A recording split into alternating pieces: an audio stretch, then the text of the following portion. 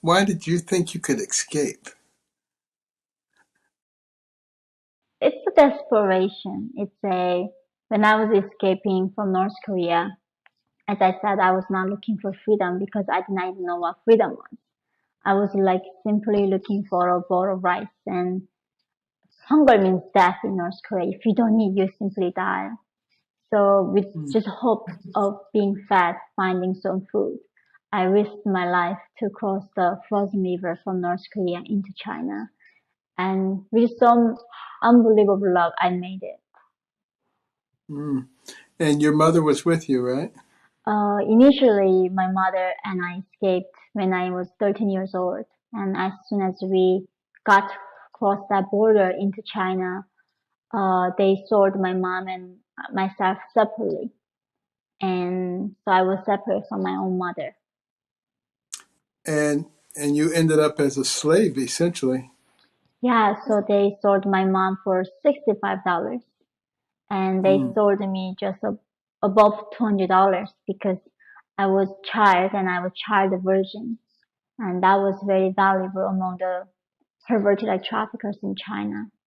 So Well, how did you manage to keep your wits about you? I mean, being sold into slavery, being abused, and still ending up as a reasonable human being. How did that happen? it's a perspective. I think it's interesting. When I came to America, my editors were saying in the beginning, like, you need to get a therapy. You're, traumatized. And I was like, what's therapy? And by the way, what's trauma? I mean, the fact that you know what trauma is, that means you're privileged. So, what's the point of surviving it all if I'm going to be just complaining about it for the rest of my life? Mhm. Well, your sister escaped also. Yeah. Now, how did she manage that? She escaped first, and then she left me a note to find the lady, and she was also trapped and abused unbelievable way in China for I think it's 7 years as a child. She was there when she was 16 years old, and then 7 years later, miraculously, we got reunited in South Korea. We found each other. When we all escaped to South Korea, so I found her 7 years later. I bet you were surprised because you probably figured that she didn't make it, huh?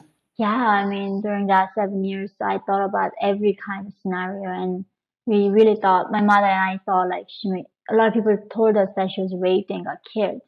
And that's what we thought because a lot of North Korean girls, even right now when where we are speaking, there are 300,000 North Korean girls living in China as sex slaves, and their Mm. organs are harvested out of them. Oh They no. they kill them, they rape them, and they sell them. And this is all happening under CCP, and the international community, the United Nations know about it. But they do not do anything about this crisis because they do not want to upset Chinese Communist Party and everybody wants to make money from Chinese economy. So no matter what I am saying, they do not denounce this form of slavery, even though they have no shame denouncing slavery that Mm. happened in this country, but they just don't want to stop the slavery that is currently happening. How horrible.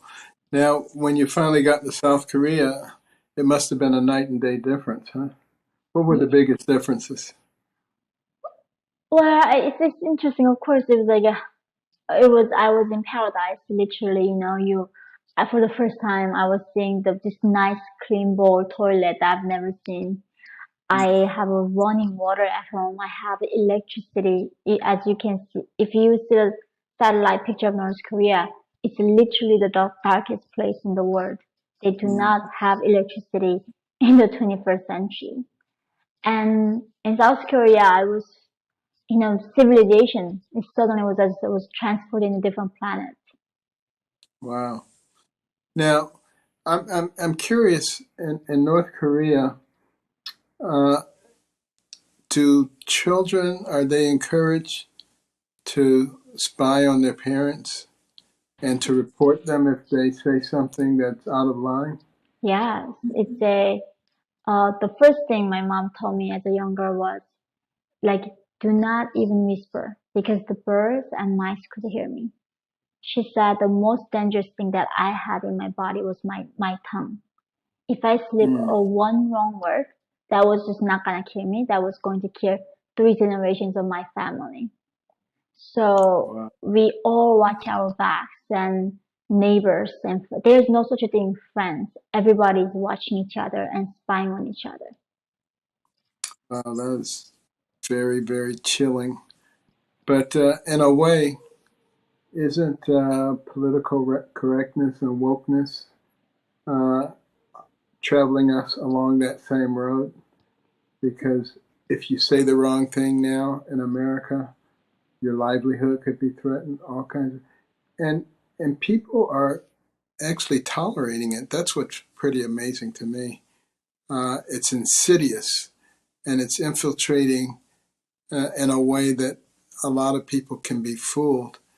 And what I've noticed also is the dumbing down of America. Uh, a lot of people are graduating from our high schools, particularly in the inner cities, who are functionally illiterate. They don't know anything. They don't know anything about history. And, John Adams, our second president, said that our system is based upon a well informed and educated populace. Because those are people who are hard to manipulate and hard to fool. But if you have people who don't know anything, you can tell them anything. And you can say, yeah, there's really no problem at the border, even though millions of people come across. It's not, no, no, it's your imagination. Nah, that's not a problem. And they'll say, oh, okay, okay. And that's why you need to dumb down the population first before you execute fundamental change. Uh, and did you find that to be the case in North Korea? An attempt to keep people completely ignorant of what's actually going on so that they can be told anything and they will accept it. Yeah, exactly the same tactics that North Korean regime used on North Korean people is being used by American mainstream media and elite institutions and big tech companies. I like Mm, what you said. Like I have a YouTube channel too, and I make these videos about North Korean girls are being sold in China. And I mean, they demonetize every single video that I criticize Chinese Communist Party and the videos that what I think about American Constitution, why I think this is the best thing that's ever happened to the humanity. I reached out mm, to Google, like you guys are supporting the Me Too in America. Why are you not supporting the women who are going through the same Me Too under the communist regime? And they right. said it just does not meet our guidelines to support this kind of message. It's not convenient for them. Now, Exactly. now tell me about these re-education camps. What exactly are those? It's it's big. It's a bluntly saying, it kills your spirit. It kills your ability to think critically, uh, and also it just kills you your physically. It's a very torturous environment. But every day they make you stay up entire night to memorize these verses of the Communist Party. And Mm, the point of it is they try to kill the individuality in you. They kill the ability for people for thinking for themselves. And only thing they're gonna keep repeating and believing is whatever the vision tells them to do. And this is the same thing in America. If you do not believe in the political correctness that was determined by the elite, they denounce you as a bigot, and they denounce you as a racist. And of course, in America, they don't send you prison camp yet. They just cancel you and you lose your jobs and denounced by your family members. But in North Korea, they send you a camp for that. it's really sort of a fascinating study when you look at North and South Korea. I mean, they're the same people in the same region, and yet political philosophy and leadership has led to two completely different societies. It's And doesn't yeah, that tell you a lot about how important it is for the people in this country to pay attention Mm. to who they place in leadership. It makes all the difference in the world in terms of what happens in that country. Yeah, I'm so glad you just mentioned that. North Korea and South Korea used to be one Korea. We had a 5,000 years of shared history. We are a homogeneous nation. We use the same language. We look the same. With the same ability, with the same history and culture. One Korea, North Korea, became one of the poorest nations in the world. They still can't feed their people by now.